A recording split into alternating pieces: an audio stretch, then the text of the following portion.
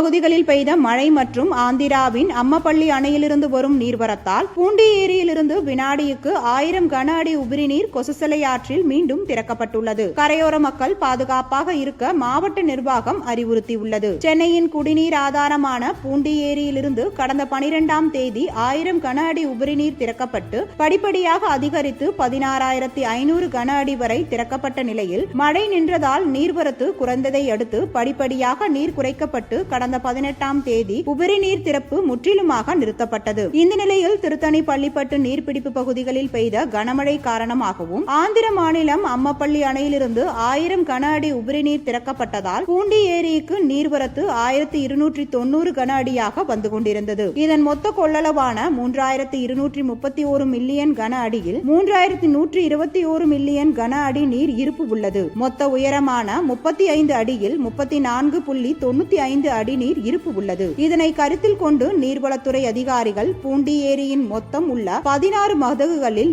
8 மற்றும் 9 ஆகிய 2 மதகுகள் வழியாக 1000 கன அடி உபரி நீர் கொசஸ்தலை ஆற்றில் திறக்கப்பட்டுள்ளது. இதனால் கொசஸ்தலை ஆற்றின் கரையோர மக்கள் பாதுகாப்பாக இருக்க மாவட்ட நிர்வாகம் அறிவுறுத்தியுள்ளது.